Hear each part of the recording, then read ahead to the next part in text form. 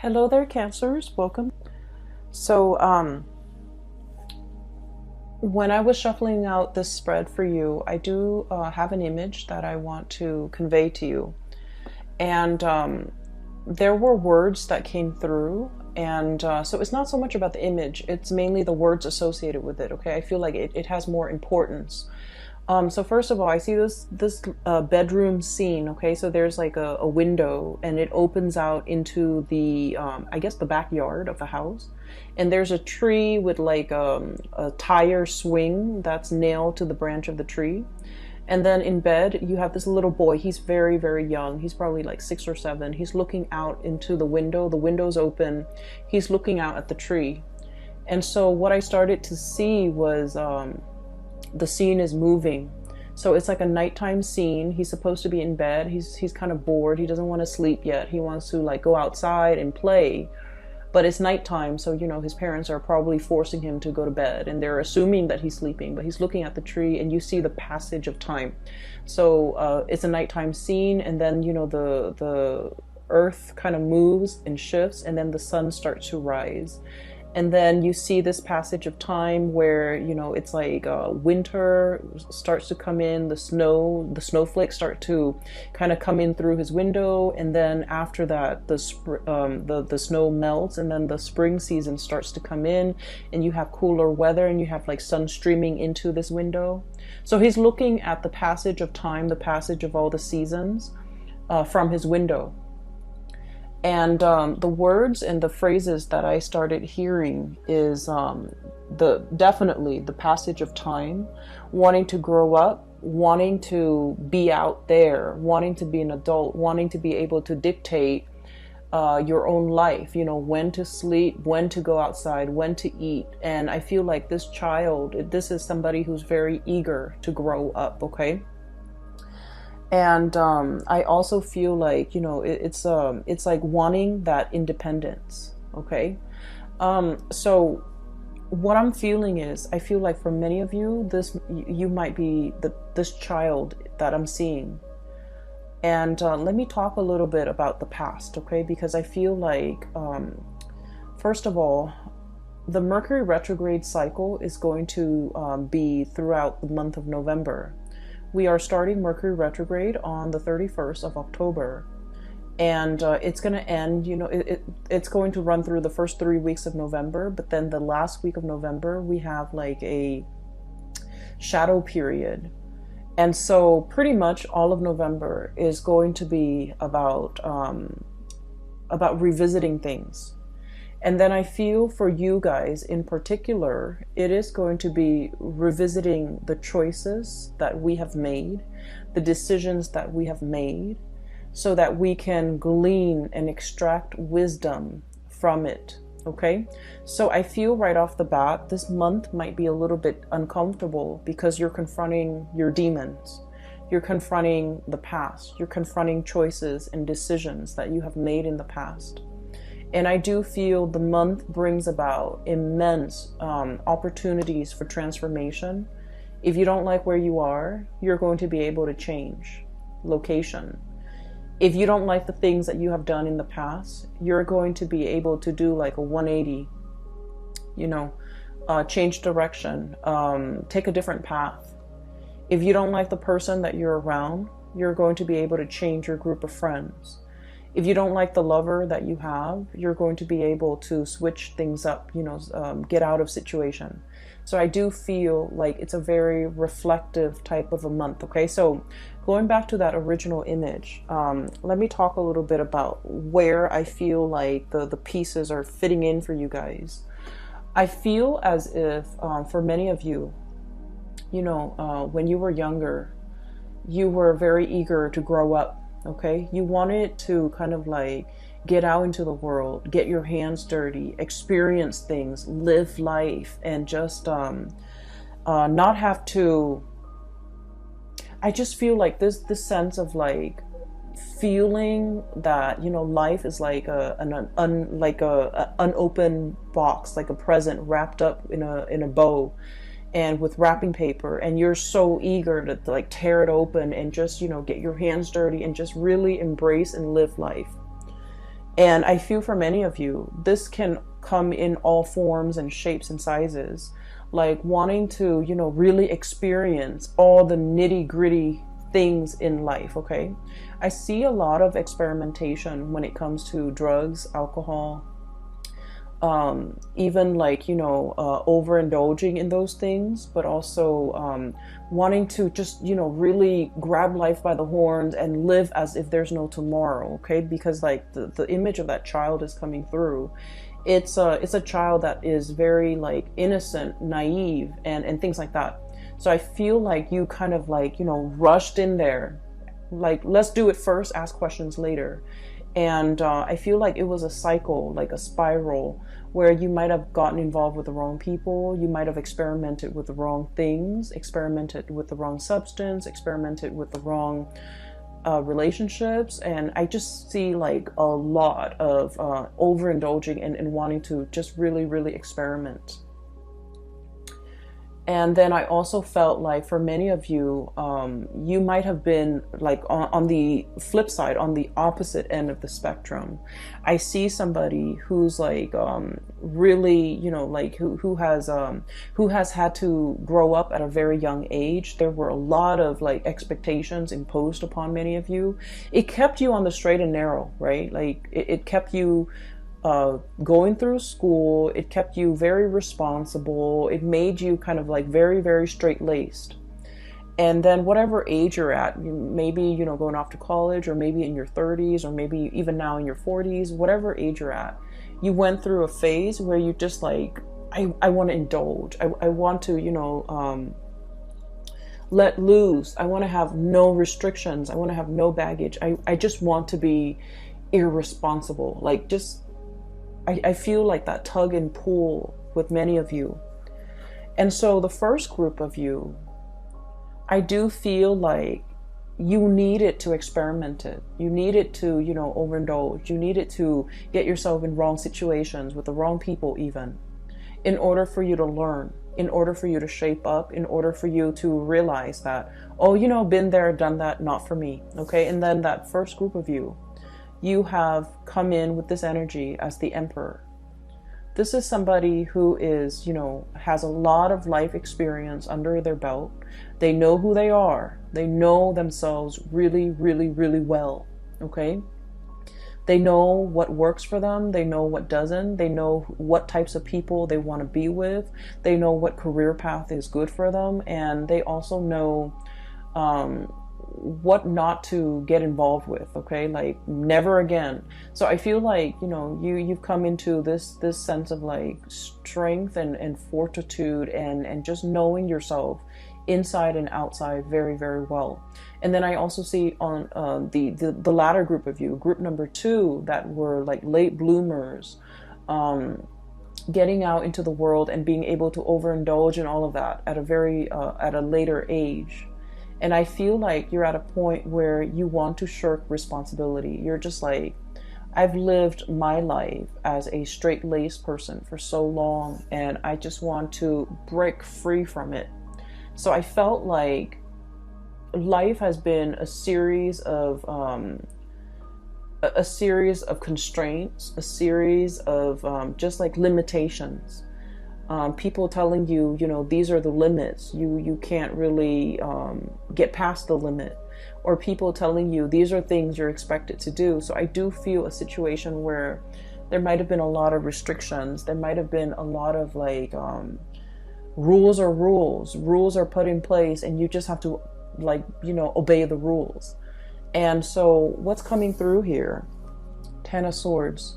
Things are like really bunched up. Things are just restrictive and confining, and we don't really know which way to go. 8 of Swords, being stuck in a mental prison where our thoughts, our fears, our, you know, just like being pinned down to social expectations, cultural expectations for some of you, responsibilities, and just, you know, you're wanting to do the right thing, but you feel like it's just so hard. Right? So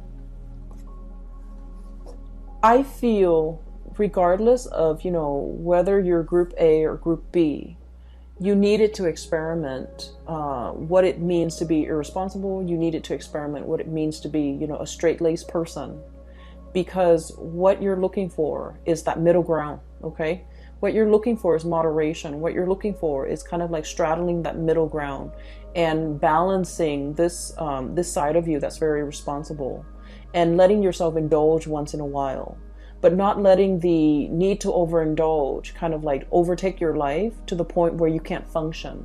So I feel like the universe is teaching you a very important lesson about moderation, about, you know, walking a middle path, about really finding your own way. Okay, never mind the social expectations, never mind what people expect from you, or never mind what you feel is expected of you. It's just a matter of figuring out that perfect medium that works for you. And I feel like you're still in the process of trying to find that. And you're kind of, I almost feel like walking down this alley. Okay. And the walls are around you, and you're walking in the middle. You're trying not to hit the walls. And, you know, if there's like any type of turbulence, you're going to sway in either direction. But the trick is to maintain your balance, to maintain your stance so that you don't get swayed either way. Okay. So that's what I'm feeling here. I feel almost like many of you are in a situation right now where I mentioned last month, and I do feel this energy coming back in, because I rarely, like when I do these videos, once I publish them and they're up on the internet, I don't remember the energy, but I'm remembering a lot of the energies for a lot of the signs, not just you. So I feel like it might be significant. I mentioned somebody that wants to be found, somebody that's like attention seeking. And I feel like you're dealing with someone who is attention seeking. Okay. They know how to jab at you. They know how to push your buttons. They do this with everybody. They do this with, you know, people in their lives. And I feel like I'm feeling for many of you, you're dealing with somebody in your environment like this, and you're trying to keep a straight face. You're trying to do the right thing. You're trying to maintain your decorum, because you guys are deeply sensitive. I feel like out of all the signs, you know, everyone has their sensitivities. But I feel like with Cancerian people, you guys are very empathetic. You guys really care about people. You guys are genuinely very, very nice, caring, you know, just decent human being. And so you don't want to say things to hurt other people, not even if they deserve it. You know, you're that respectful. You're that loving and caring. You don't even want to hurt people, even if they deserve it. So I feel like somebody is like really pushing your buttons. And for some of you, it might be a relationship partner. And for others, it might be a parent. For others, it might be, you know, somebody in your work environment. But this is somebody significant, okay? Because like if they're not significant, it wouldn't really matter if they push your buttons. They're just, you know, some random stranger or just an acquaintance. But I feel like it's somebody significant in your life. And I feel like you try to make things work, okay? You were trying to do the right thing. The Emperor, he makes rational decisions, okay? He is not swayed by his heart. He thinks with his head. And he thinks usually for the betterment of all or everybody that's involved. So he knows how to make sacrifices. He understands that with every decision, there is collateral damage, okay? So I feel like this is your energy where you're in a position that you feel, I have to make some sacrifices for the greater good. And I feel like you might have known that something wasn't going to work out. There's a situation, you're like, oh, it's never going to work out, but I owe it to the other person. I owe it to myself. I owe it to everybody involved to do the right thing, to give it a second chance, to give it a try, to really work things out. And I feel that you maintain your decorum, your calmness, your temper in this situation. And then I feel like the other person was not able to elicit an emotional response out of you. So in the past, they might have pushed your buttons, and then, you know, there might have been like sparring back and forth and things like that. This time you have grown, you have matured, you have realized that these are cycles, these are recurring themes, and I'm not going to feed into this energy. And so you remain very, very calm. And because you remain very calm, the other person was not able to get a rise out of you, to get an emotional reaction out of you. And so I feel like they had to check themselves out. Okay, you didn't even need to lift a finger. You didn't need to be the bad guy in this situation. They just could no longer get that emotional response out of you, and so they chose to kind of exit the picture, exit stage left. Okay. Ten of Swords. It's an ending to a situation. It's a situation that was very heavy. It was there were a lot of ideological differences between you and the other person. You say one thing, they mean they misinterpret and think you mean another. What you feel is important is like things that should be prioritized. They don't feel as important. So it's like it's a situation where you're never going to see eye to eye because your values are very different. And so the longer you stayed in it, and I feel like many of you had a sense of responsibility. You stayed in it for the greater good. You stayed in it because, you know, there might have been more at stake. You stayed in it because you wanted to help the other person. You wanted to help the situation. And an example, you might have kids with this person, and in the spirit of, you know, maintaining the family stability for the family, for the kids, you might have stayed in this situation because for the kids, even though, you know, your heart's not in it. And then for others, another example is you wanted to help the other person, but you were already emotionally checked out. They felt that you're emotionally checked out. So even if you're there physically with them, emotionally you're checked out, and they have a lot of resentment towards you because you're checked out, because they can no longer push your buttons, because they can never evoke any type of emotional response from you. So I feel like somebody was very resentful towards you, and I don't feel that you did anything wrong. I just feel like you have dried up. You have turned stern and cold towards this person. Even though you're physically there, they feel as if you're not there. So there's definitely I'm sensing here, you know, like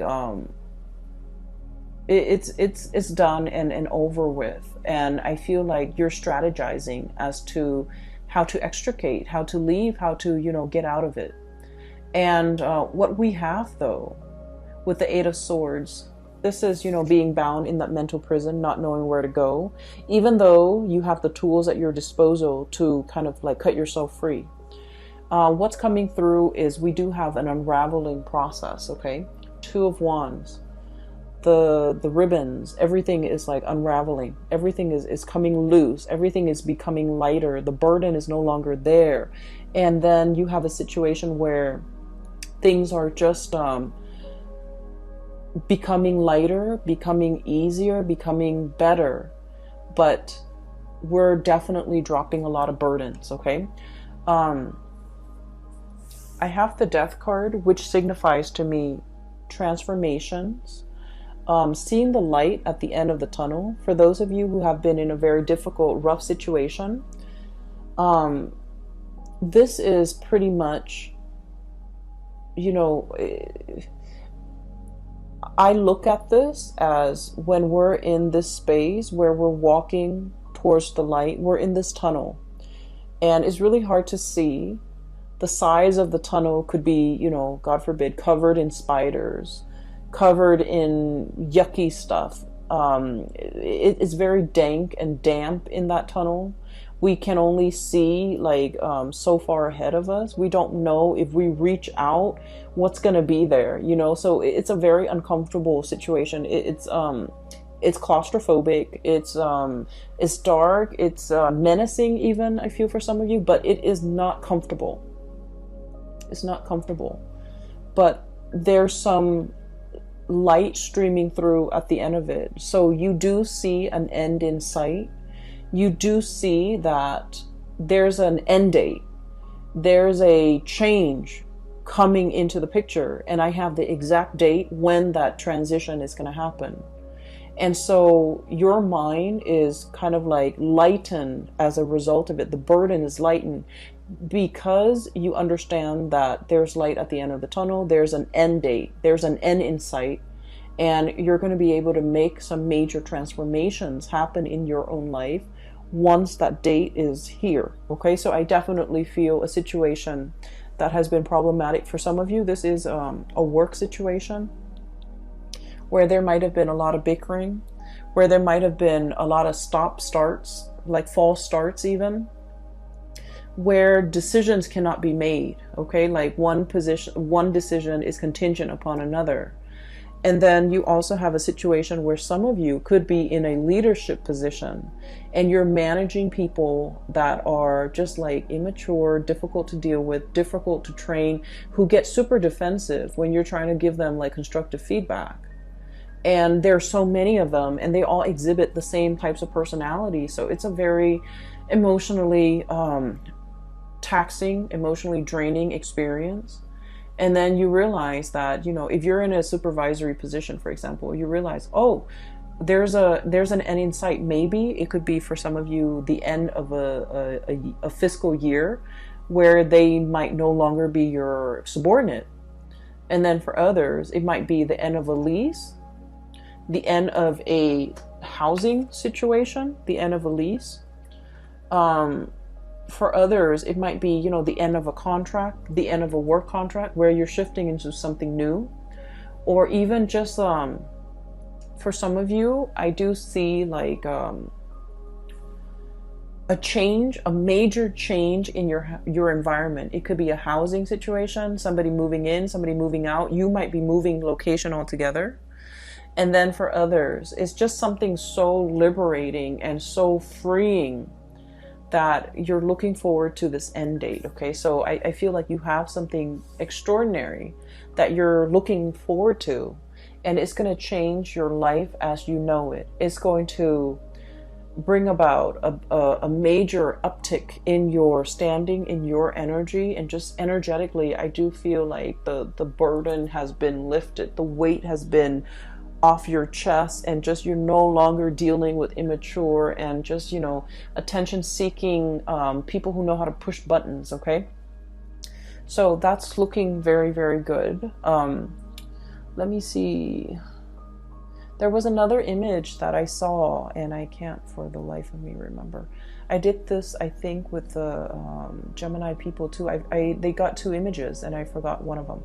Okay, so I do want to talk about another situation here, and this is pretty much, you know, the cards are split like this: past, present, future. That's what it feels like to me. And so let me talk about something else that's coming into the picture. First of all, this is the moon, and this is stereotypically the card for Pisces. Okay, Pisces is represented by the moon, but I feel like in your situation, this is pretty much you, because I want to talk about something else. Cancer, the sign of Cancer is traditionally, it rules the fourth house, okay? And the fourth house deals with the mother, okay? It deals with childhood. It deals with family. And so the symbology of the moon, I always think of it as Cancer. And I don't know, maybe some of you are aware of this, maybe all of you are aware of this, but this is something that I just started to realize about Cancerian people in general, because I had a friend, and through like conversations with, you know, the Cancerian friends that I've had over the years, this is something I've just noticed. So like, you know, the moon, right? It changes its size, its shape throughout the month. Okay, so it's like the cycle, the lunar cycle. It from one day to the next, It could be like a waning moon, a waxing moon, and it just changes its shape. It could be a full moon, it could be a crescent moon, and things like that. And so one of the things in which you are very aware of, I feel, for this month is waning or changing emotions, okay? And what I feel is ultimately kind of scattered in this spread is, you know what you like, but then what you like from one day to the next, from 1 month to the next, from 1 year to the next, changes. And so you're not really sure what you like. You're not really sure if you're after the same things from 1 month to the next. You are also afraid to go for something because you're not really sure if next month, if that's the thing that you still want.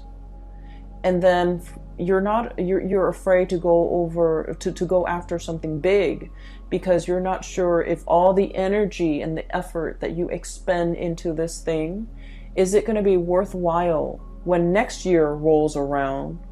Am I still going to want it as much as next year as I do now, to make all this effort worth it? You're coming to the realization about yourself, I feel, that what you want, what you value, what you desire, from one day to the next, from 1 year to the next, from one season to the next, it fluctuates and it changes.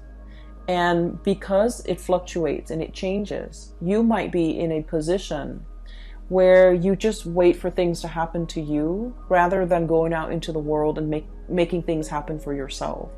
Going after the things that you want, going after the situation, the job, the person that you want, and expending all that energy and all that effort because you're not really sure if what you want from one day to the next will be constant. And so this energy is very, very transient, okay? It basically changes with the tides. It changes from day to day, from hour to hour. And what I feel is, like, for some of you, you might really love somebody, okay? You love somebody. And when they're on their good days, oh my gosh, the love is amazing. When they're on their bad days, however, you might feel like, oh, I don't know if I love this person anymore. And I'm sensing that you're at a point where, you're trying, and this is why I feel like it's so hard for Cancerian people to go after the object of their affection, the things that they really desire. For whatever reason, they have a really roundabout, way of going after the things that they want. And I've never understood it, growing up, I've never understood it. But now, like, I feel like that's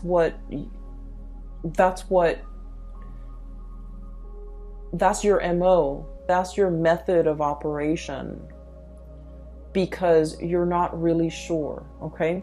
So this month has a lot to do with, this process of deep reflection. We have we have 5 major arcana cards coming in a spread with like a 10 card spread. So the half of the cards are major arcana cards, which is really forcing you to be very, very clear about yourself, knowing yourself really well, like this Emperor, okay? Knowing what you like, what you want to bring forth into the world, reflecting on your past experience, like all the things that you had to do to get yourself to this very moment in time, and figuring out who you are and what you're all about. This is about self-knowledge. The other card that we have here as well is we have the Hermit. And the Hermit is wisdom. It's somebody who's very, very wise. It's somebody who's like up high in a tree, like the sloth, or or somebody who has a bird's eye view. Okay, so somebody who is enlightened, somebody who spent a lot of time on their own, and they figured out what they need to be happy. And this process isn't just something that happens overnight. there have to be a lot of upheavals and challenges and you know, the breaking down of old paradigms in order for you to figure out, in order for something better to emerge, but in order for you to figure out what you're all about. So like, it's almost like the tree, you know, growing up in the winds, okay? It has to be, the winds strengthen the trunks and the branches of a tree. Okay, so in the process of dealing with people who are very opposite from you, who ask you questions, who force you to defend your beliefs, that's when you're very, very sure about what it is that you really believe in. So I feel like, you know, all of this happened because we have the Tower. The things that we think about ourselves that are not built on reality. Okay, I think I really like to, you know, stay at home and just, you know, knit. And then you realize life is passing you by. Okay, and then you realize that no, I actually want to be around a lot of people. I actually want that connection. I'm actually very extroverted. I actually need other people. So we have to go through life to really figure out who we are. And then, you know, some of you, you're just like, oh, I want to be the life of the party. You guys need other people. Most of you, you need other people. You might feel like, I want to be the life of the party. And I feel like I'm speaking to a lot of Cancerians out there who feel like, I want to be where the things are happening, among the shakers and the movers, where, you know, you feel like you might want that. And then when you're in the midst of it, you feel very drained. You feel like just unhappy. And then you realize that, you know what? I'm not as extroverted as I think I am. I need more downtime. I need to recuperate. I need more me time. So I feel like you have gone through a major process of like learning about yourself. And all of these things that you're learning about yourself, they don't happen in calm waves, okay? They happen in very like, they were like, the transformation was very, very disruptive. And I feel like it needed to be disruptive because you needed to be shaken awake. Because I feel like with the state of the fluctuation, the changeable moon and the emotional state, it's like you're going through each day constantly changing. And so the shakeup needed to happen at the core, at the foundational level, for you to figure out on a foundational level, who am I? What am I about? What do I want? So I feel like that's what this is really screaming out to me. And I'm sorry if the reading is so like, if it's just so abstract. I feel like it's very abstract. But I feel like it's an inner process that you have to kind of discover on your own, okay? I almost think of this as like the Nautilus shell. Getting to the root of the problem. Understanding yourself. And you can't really proceed in life, in major endeavors, in making major decisions, unless you really know yourself. You have hesitated making some major decisions because, you know, you have this sense of responsibility, this sense of like, oh, I don't really want to hurt anybody. I just want to let a situation drag on. And then I feel like there's a jolt to the system and it's telling you, you can't really, this is not going to work. You need to be decisive. You need to not drag your feet. You need to, you know, let something come to an end if it must end. You need to stop lying to yourself that this is working because it's clearly not working. And so you definitely have some major, swift, fast decision that you need to make. And so this energy is coming in a way where it's very disruptive so that you can, you know, execute and just be done with it. Okay. It's like ripping off the Band-Aid. I'm sensing. So that's where things are headed. And the other thing that I'm sensing, I feel like it should almost be like this. Okay.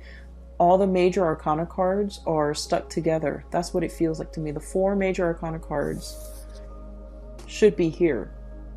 And then what we're left with is the Two of Cups and the Queen of Swords, okay? The Two of Cups is a soulmate connection. This is like heart, body, and mind, okay? This is a union that you have with another person. I feel for some of you, there is a relationship here that might be fractured because of financial issues, financial considerations. One person might be a big spender and the other person's very thrifty. One person might be carrying the weight of the financial, burden of that relationship, and the other person might not have been. This is a balancing act, okay? This is now things that have been very, very unbalanced and unreciprocated and just off kilter are now being rebalanced, being restored, and both parties are definitely coming together. This card is also screaming out to me reconciliation with somebody who is very significant in your life. For some of you, we have here the Queen of Swords, and I'm not going to be reading the signs. This is clearly an air sign, Aquarius, Gemini, and Libra. But I also feel like Aries. I also feel Scorpio and Virgos here as well, okay? And the energy is pretty much telling me a situation where somebody is coming back, somebody is trying to communicate. Somebody is also, coming in with more sensitivity, okay? It's linked up here with the Moon card. It was like this. Somebody is starting to understand you. They're starting to understand how sensitive you are. They're starting to kind of like, if they have been very harsh in the past, I don't see them apologizing. I just see them in the past as kind of like, brusque and blunt and forceful. And I feel like they're starting to understand how sensitive you are. They're starting to understand that you need more. It's like they need to kind of like not be forceful with you. They need to not push you. They need to not give you ultimatums. They need to just, take you as you are on your own terms. Yes, your feelings might fluctuate. Yes, one day you love them, the next day you don't. And so they need to be accommodating of your fragile emotional state. And they need to be understanding that they shouldn't bring conflict in their interaction with you, into their interactions with you. So I feel like somebody is coming back in, wanting to communicate. They're approaching you with a lot more sensitivity. They're approaching you with a lot more like, I guess like awareness for who you are and the way you operate. And they're willing to accommodate that. And then on the other hand, I feel as well for many of you, knowing, I see this really deep sense of spiritual knowing, awareness that have, kind of like, it's like things illuminated for you, where you start to understand that, I love this person today. I really, really love them. The next day they act up and I don't love them. I feel like you're starting to find that middle ground, okay? Once again, straddling that middle ground, wanting to be responsible, like taking the responsibility with the overindulgence and trying to find a balance, a middle ground, so that your emotional state doesn't fluctuate from one extreme to the next, so that you can walk down that center line and be okay, because you're doing things in moderation. And when you're doing things in moderation, when you're very balanced, you start to see who you are. You're not swaying from one extreme to the next. And so you're starting to see things in a more balanced manner. And once you start to do that, I think like everything that has been problematic and confusing and just, off kilter in your life starts to realign. Okay, so I feel like you're energetically balancing yourself, and in the process of finding balance and being very balanced in your own skin, everything else in your environment benefits and it starts to right itself. Relationships start to right themselves. People starts coming at you correct because now they understand. And I definitely feel a lot of communication, emotional communication, that will be had between you and another person, that will give you a lot of insights, a lot of guidance, and just a lot of, I feel that sense of like emotional support coming through from your environment, and with the people that you care about and the people that you want to spend your time with. I'm also feeling here, there was a situation, and this is where I do want to end it. There's a situation here where you've been trying your very best to do the right thing. You're getting out of that situation. And there's somebody in the picture who is like a soulmate connection. You have known it all along. You have neglected the soulmate connection because you had a lot of things that you needed to take care of.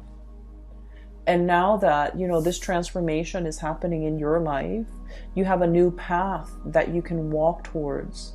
And I feel that you're going to want to reconnect and work at this connection that you deem is the soulmate connection.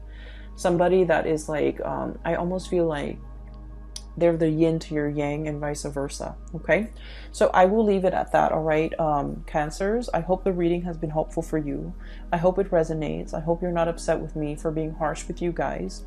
I just read whatever that comes through. Okay, and I hope the reading either way is helpful for you as you navigate the confusing energy of November.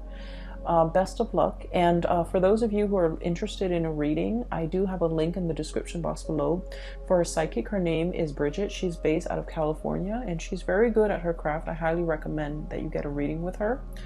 If you are also interested in this amazing deck, it's the White Sage Tarot. It uses the traditional Rider-Waite and tarot imagery as well as, animal totem. That's the best way I can describe it. And it has been great I enjoy working with this deck. A lot of images came out and a lot of messages came out when I started using this deck.